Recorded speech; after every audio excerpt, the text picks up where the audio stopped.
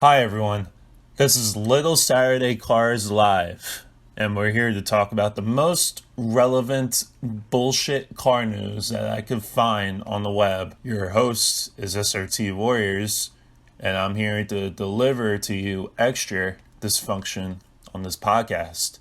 Now, if you want to express your concerns or comments or whatever, I understand about the ball busting that the theme of this channel is supposed to be. Please expand this on our email where you can send us anything you want. But if it comes to something inappropriate, I just have no other choice to block you assholes. So you can email us if you have any comments, questions, or concerns on dysfunctionalpodcastmail@gmail.com. Again, dysfunctionalpodcastmail@gmail.com.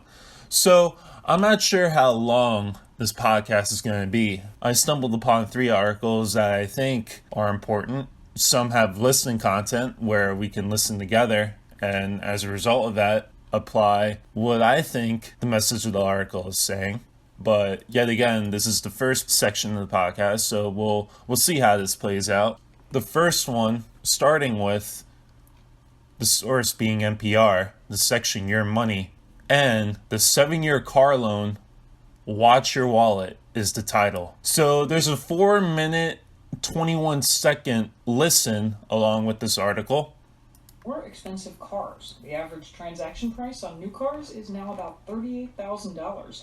One thing that is driving this trend, so to speak, is that dealers are offering car loans with longer terms. Now, a 7-year car loan might mean lower monthly payments, but it's probably not the best personal finance move, as NPR's Chris Arnold reports.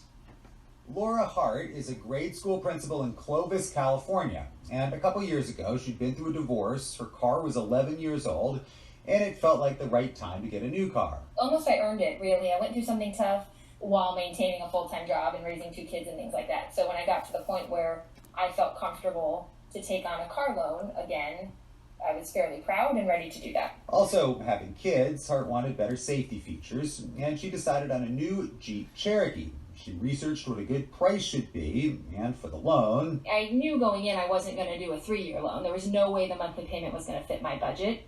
And so the dealership laid out a couple of 5- and 7-year loans.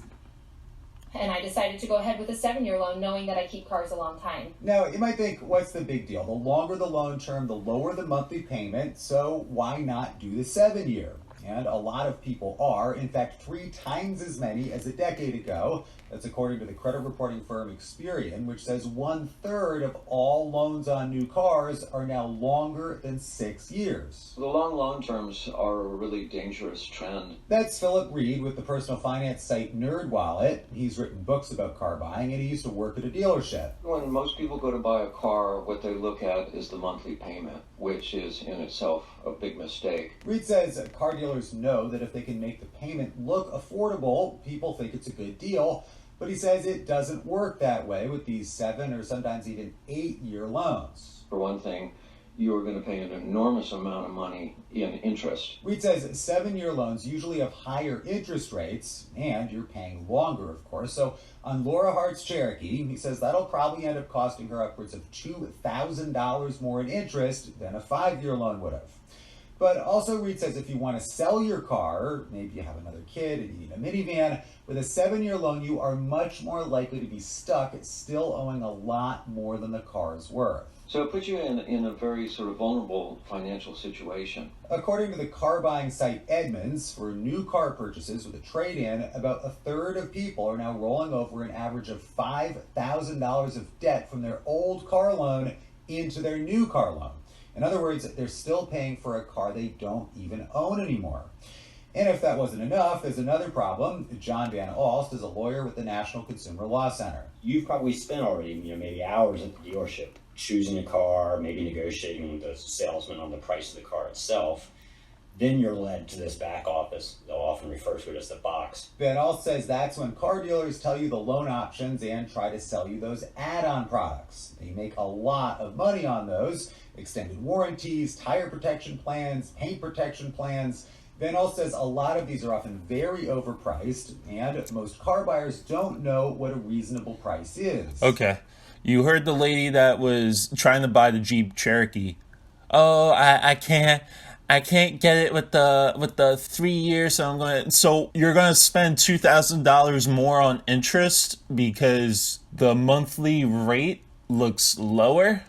I think we're sort of at an economic state where people don't think as much in opportunity cost as if they would if they were in the financial state that they were in 2008.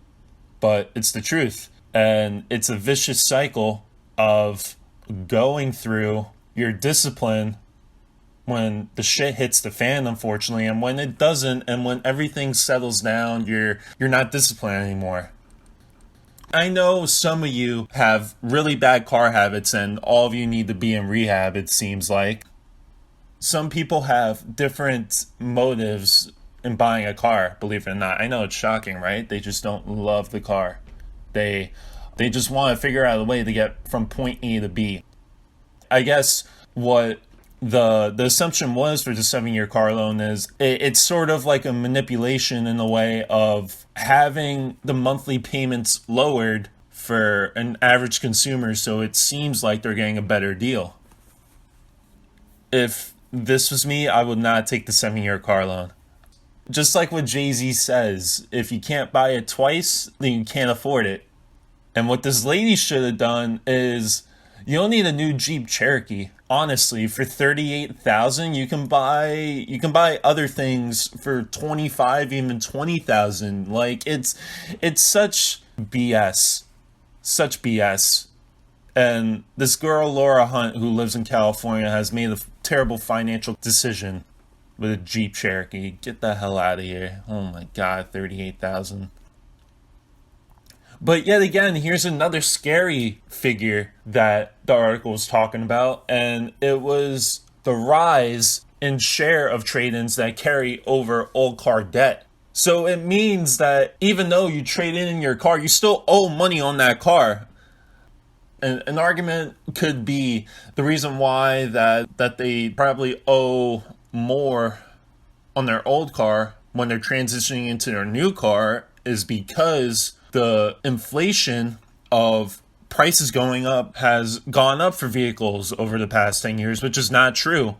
The average car price, according to this article, is $37,782 in September 2019.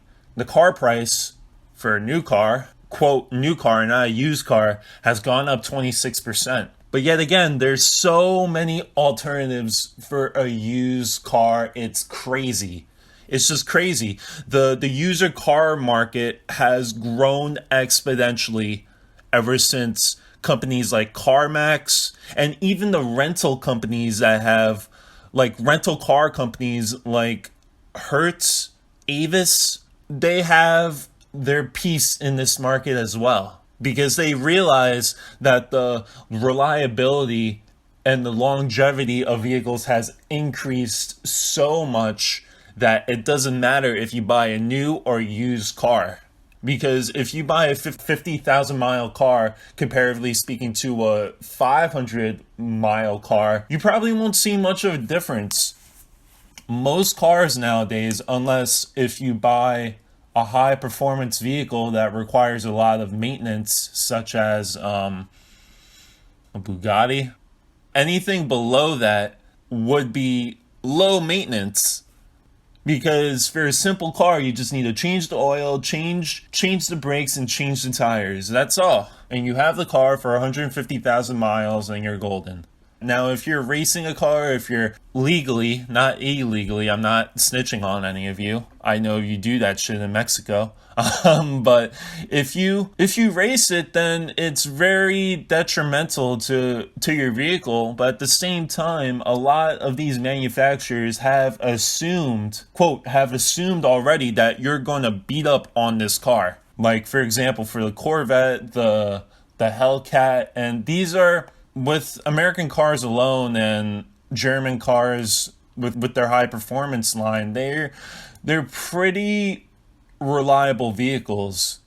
You know, German vehicles with the Porsche 911, the early 2000 models, the 996, I think it was, 2000 to 2003, had oil leaking issues, I think, but that was like the one of the smaller issues with that car. But it has, it's sort of like a compound of resolving issues to come up with the best model as possible, and it takes time to do that. But yet again, people are still buying new cars and don't realize that the used cars that are out on the market are very similar to what you buy new, is my point. Second quarter 2019, 33% of trade-ins and 15% of all sales involved rolling in over an average of $5,000 of debt from old car loans. But I'm tired beating around the bush around this article. Another article, this is an article from Fast Company, that scientists have figured out how to charge an electric car battery for 10 minutes. So I know most of you don't like the trend, and it's unfortunate that electric cars are going to be the future. The next 50 years might see a 70% electric car presence on the road. It might be biased because it's coming from Elon Musk. To a certain extent, it's believable because a lot of people are buying them. It's much cheaper to charge your car electrically, if that's even a word. Because I guess it depends how many kilowatt hours you have, and it's public information you should probably check if you're considering to buy an electric car. But I think the Tesla is more suited for future technologies down the road in terms of charging capabilities. So these engineers are from Penn State. The car batteries charge in 10 minutes, and it ranges from 200 to 300 miles. And they found that with a 60 degrees Celsius heat boost, batteries could recharge 2,500 times with no lithium plating. At 20 degrees Celsius, batteries recharge at measly 60 times. I'm going to be inept with this section of battery design, which I'm not sure if lithium plating might be a better cost in terms of design features. You would just take it off. But what I do know is that with Tesla, with their advanced charging system, well, it's essentially high current because charge is derived from current, that a lot of heat is being produced in these batteries. A lot. And what's cool about Tesla is they use an advanced cooling system, which they have a part of that cooling system where it's called, I forgot the name of it, but it helps the coolant become a super coolant liquid that's used. The same part is used for the Demon. This is the type of technology that's being used with this Tesla to cool the batteries to make sure that no battery cell overheats. Because if a battery cell overheats, then you have a chain effect on these battery cells. Because if one fails, then the other one needs to work harder than the other, and your battery becomes less and less in terms of mileage. One of the scientists, Cho Yang Wang, that rhymes, has said fast charging is the key to enabling widespread introduction of electric vehicles. Yeah, I agree with that, but to what extent? I think the electric car revolution and what Tesla has done is very good to reshape the way that we think about electric cars. They've done an exceptional job, and I gotta give it to Elon with his ambitions with Tesla, SpaceX, and the Boring Company. People have more variation on how to spend their money. Every person's financial situation is variant on another person's. So another person might see a better financial cost or better financial opportunity cost with an electric car than they do with a gas car. And yeah, it really depends. But I'm a fan of more options with any market because it brings more competition and it allows people to see what is better. So this article is pretty short, and any of you are interested in reading the articles and where I get my sources from, please email me at dysfunctionalpodcastmail@gmail.com. So another article that I've came across, and this is the final article before we end our episode, is SEMA. And I'm not sure if it is always hosted. I'm pretty sure the last time that I've heard of this car show or display of people's mishaps on what they think a proper car is, it's in Vegas the last time I checked, and it still is. And I just searched it right now. That's how I'm good with improvising. So this article is on Car and Driver, and the title is Mopar Liner Concept for SEMA Looks Sweet Like Candy. I don't understand why you need to put the simile in there. Why can't you just say Mopar low liner concept for SEMA looks sweet? Yeah, just leave the simile part out. Like, I don't care if it's sweet like candy. Who gives a shit? Just tell me what the car is about, which he does. I'll give him that. So it says an air suspension drops this gorgeous truck, which starts out as a 1982 Dodge D200 camper special. And I remember looking at these cars, not in 1982 because I wasn't born around that time, but they have some of these cars for sale. I've seen a couple of them on Barrett-Jackson. And if you have one in decent condition, and if you have I don't know, the ones I've seen on the market are a 57 and a 67. If you're 67, if you're not in the best condition, you can still pay $9,000 or $10,000 for them. I like these trucks. They look very classic, old, not what you see on the road anymore, but if I had an opportunity to get one, I would get one.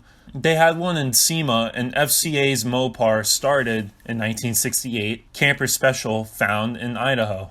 Welded the bed frame from a current Ram 1500 and turned it into this lowrider concept. If you guys want pictures of this car, just send me an email and I'll send you the article. But I'm not a fan of lowriders, and I think the car would be good on its own if the suspension wasn't as low and if the car was intended for a purpose of camping, which it seems like. What's under the hood is a turbocharged 5.9 inline 6 Cummins diesel, which is hidden under the power tilted hood, which is a fancy way of saying under the hood, which this guy is full of words. And the Mopar low liner has 3 suspension modes: low, driving height, and driving height plus.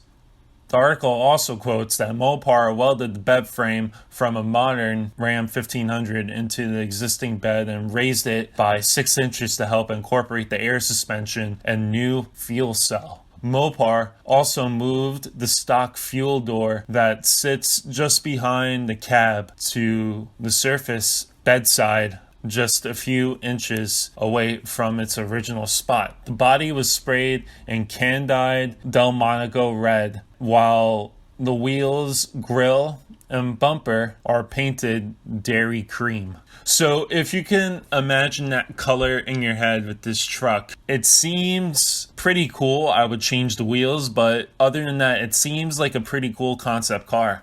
Rather choose 1 suspension instead of 3. But yeah, this is for the FCA specialty division.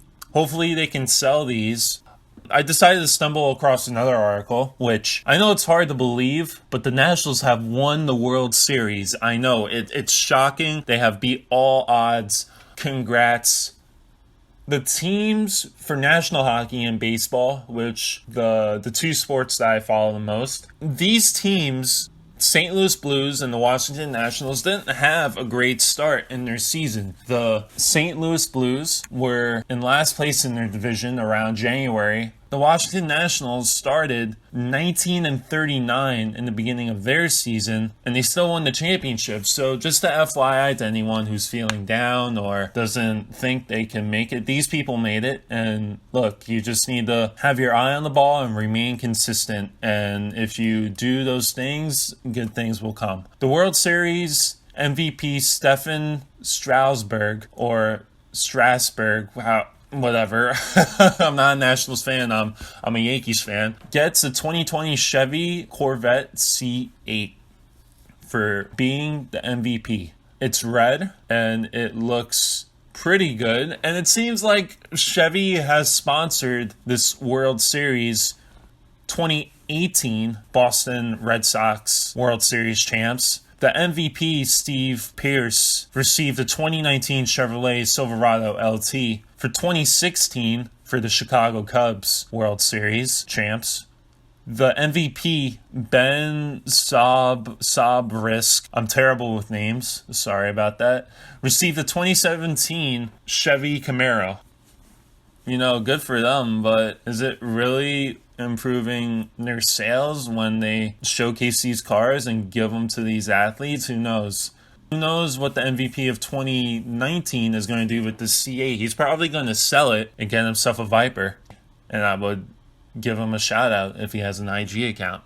This is my last article, and I hope all of you found this first episode of the podcast, Little Saturday Cars Live, either informative, concerning, or you just turned it off the first 5 minutes and you decided to skip to the end to see if you were shouted out. Send in your comments, your feedback, or some articles that you think that we should talk about on this podcast. And I hope all of you have a great Sunday.